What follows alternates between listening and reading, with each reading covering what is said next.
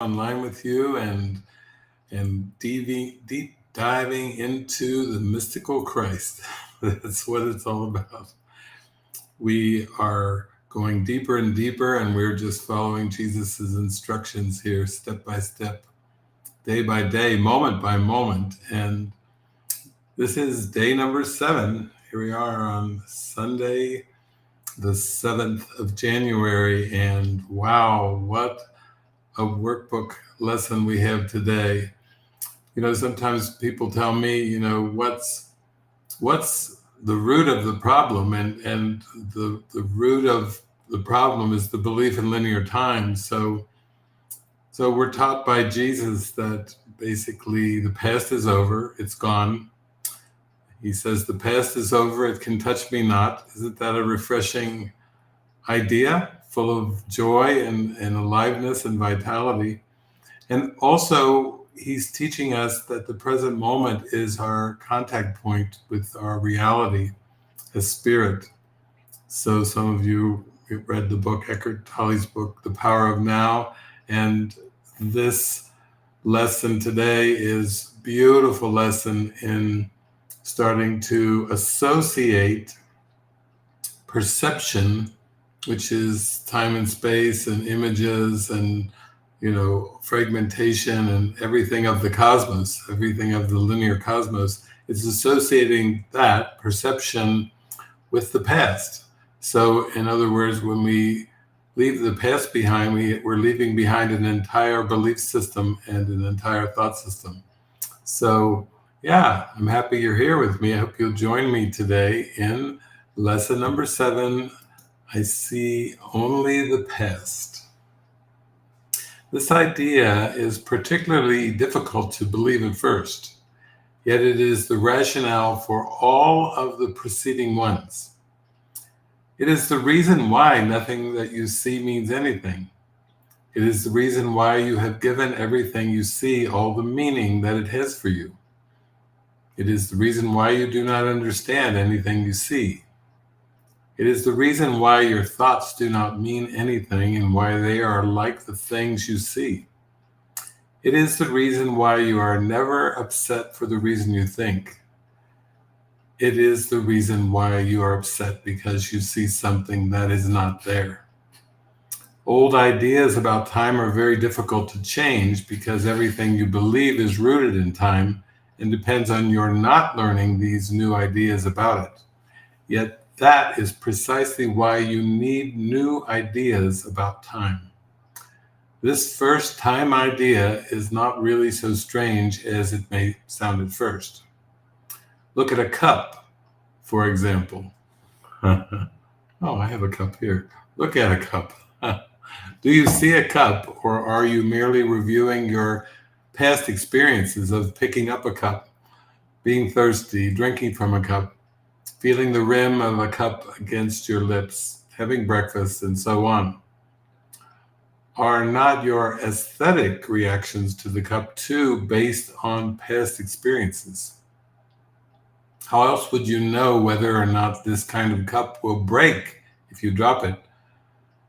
What do you know about this cup except what you learned in the past?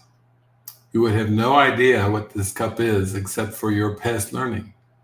Do you then really see it? Look about you. This is equally true of whatever you look at. Acknowledge this by applying the idea for today indiscriminately to whatever catches your eye. For example, I see only the past in this pencil. I see only the past in this shoe. I see only the past in this hand. I see only the past in that body. I see only the past in that face. Do not linger over any one thing in particular, but remember to omit nothing specifically. Glance briefly at each subject and then move on to the next. 3 or 4 practice periods, each to last a minute or so, will be enough. So how beautiful. When I look at this lesson, I see only the past. There's a couple movies that come to mind. And the movies are so well made to take you into the experience of I see only the past.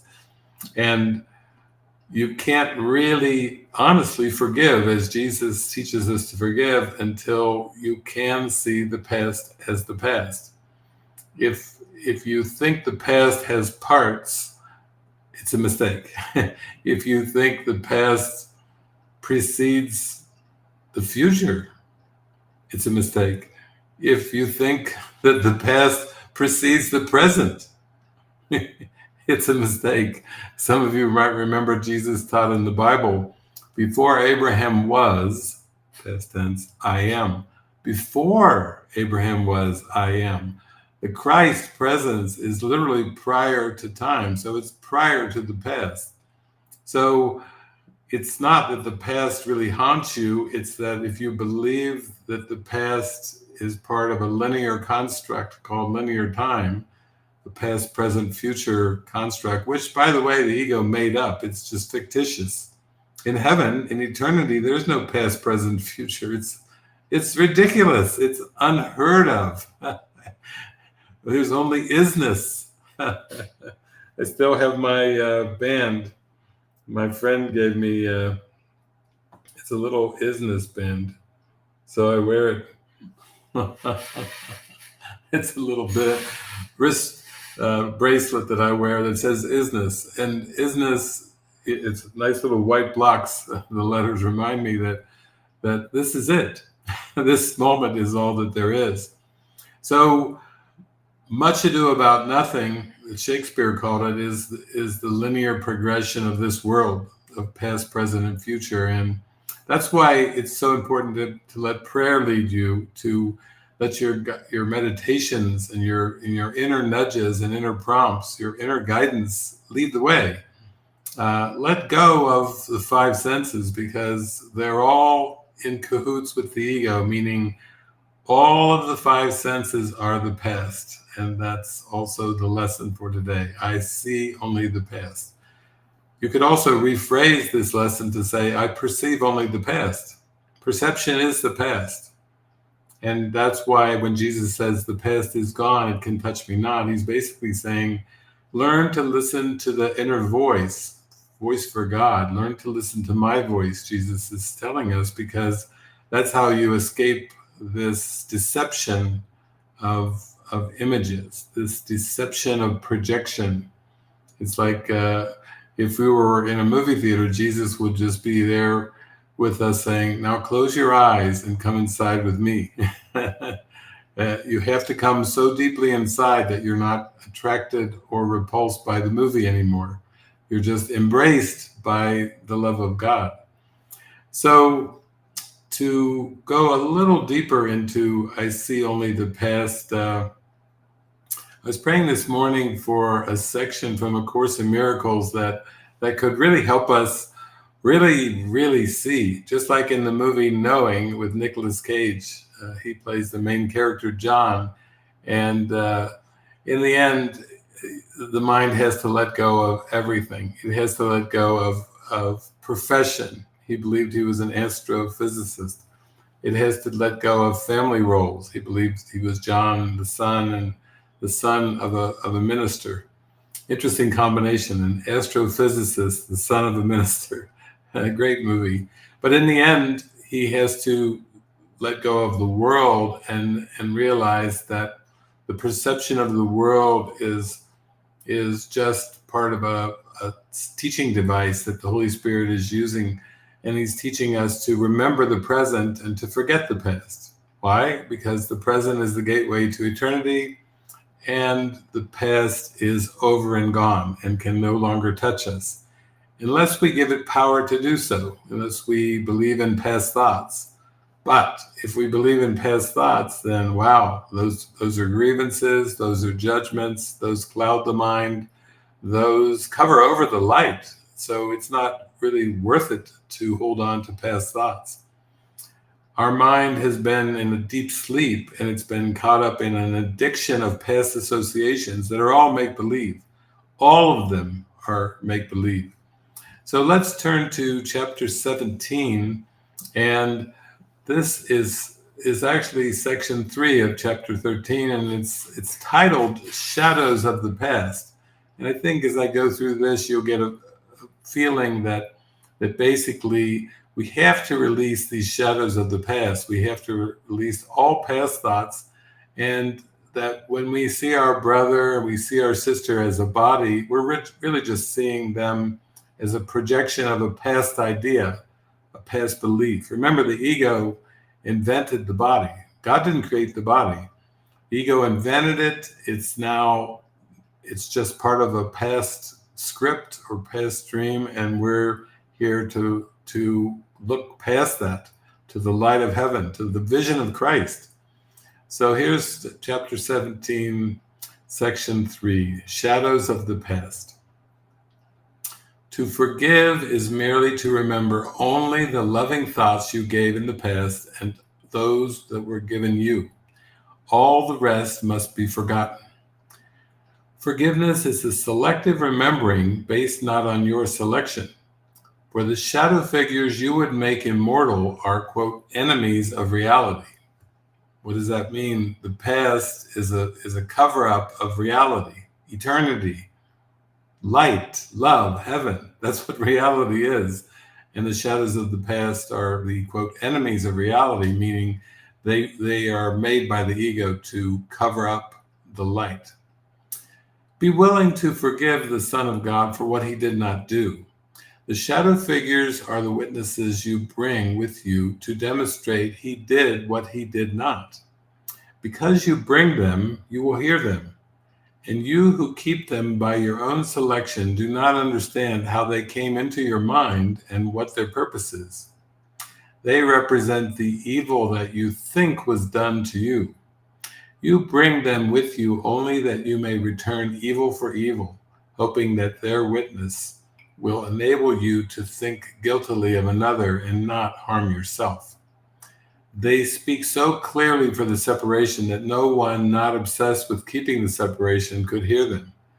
They offer you the reasons why you should enter into unholy alliances to support the ego's goals and make your relationships the witness to its power. It is these shadow figures that would make the ego holy in your sight and teach you what you do to keep it safe is really love. The shadow figures always speak for vengeance, and all relationships into which they enter are totally insane. Without exception, these relationships have as their purpose the exclusion of truth about the other and of yourself. Exclusion of truth, exclusion of the spirit. That's what the ego is trying to do with the bodies and time and space. It's trying to cover up the holy instant, trying to cover up, to make a veil over the truth of love, of God's love. This is why you see in both what is not there and make of both the slaves of vengeance, and why whatever reminds you of your past grievances attracts you and seems to go by the name of love, no matter how distorted the associations by which you arrive at the connection may be. And finally, why all such relationships become attempts at union through the body, for only bodies can be seen as means for vengeance. That bodies are central to all unholy relationships is evident. Your own experience has taught you this, but what you may not realize are all the reasons that go to make the relationship unholy. For unholiness seeks to reinforce itself as holiness does, by gathering to itself what it perceives as like itself. So this section is really showing us that the past, all perception and bodies, of course, which are part of the perception of time and space, are basically, they were made by the ego to keep you from knowing who you are as the living Christ. And so form is what perception is. All form, whatever form may be, or we could even say time, space, linear time and space, and everything that involves form is a defense against the truth. And so you start to look at opening to the holy instant, and that's through the holy relationship. But as he continues, he's describing the unholy relationship in terms of the past, of holding on to the past instead of letting go of what already is gone. That's what he's trying to teach us, is that it's gone already, so don't hold on to it. In the unholy relationship, it is not the body of the other with which union is attempted, but the bodies of those who are not there. For even the body of the other, already a severely limited perception of him, is not the central focus, as it is, or in entirety. What can be used for fantasies of vengeance and what can be most readily associated with those on whom vengeance is really sought is centered on and separated off as being the only parts of value. Every step taken in making, the maintaining, and the breaking off of the unholy relationship is a move toward further fragmentation and unreality. The shadow figures enter more and more, and the one in whom they seem to be decreases in importance. Time is indeed unkind to the holy relationship, for time is cruel in the ego's hands, as it is kind when it is used for gentleness. So, if we really look at this, what Jesus is teaching us is that our one addiction is separation, and that addiction plays out as an addiction to an invention. And the past is invented, so is the future. The future is just a projection, seemingly, of the past in a different form. In the mind, it seems to be different, but in the holy instant, they're both gone. They both leave your mind. In awareness, you have no focus or attention on past thoughts or future thoughts. That's what being present is. That's why the stillness, the silence, the presence of God's love is associated with this moment right now. And it's always just a letting go of all thoughts that ever were distracting, all thoughts of ambition, all thoughts of failure, all thoughts of succeeding or falling behind, all thoughts of loyalty or disloyalty to form. All thoughts of time and space are basically blocking the awareness of the holy instant. So some of you are familiar with the line that will come much later here in the workbook, in workbook lesson 132, there is no world. But Jesus is so practical because he knows that you can't really experience that there is no world unless you start to realize that everything in perception is the past. And when he's saying, remember only the loving thoughts that were given in the past, what he's really saying is, come into the present with me and we'll calmly, peacefully, serenely look upon the world of the past. We'll look upon all past thoughts as the same, not in a hierarchy or not, in a ranking or an order, but basically as all the same. That's what spiritual awakening is. Seeing everything in perception is the same. Not trying to follow the ego and divide it up into different parts and to dualities and multiplicities. There's only one of us because there's only one mind, and our identity is the Christ in the mind of God. Isn't that wonderful news? That's the only thing that's important. If you remember only one thing, and you remember your identity as the Christ in the mind of God, then that's it. That's all that there is to remember. If you start to get frustrated now that you're starting to forget things from the past, be of good cheer, be glad.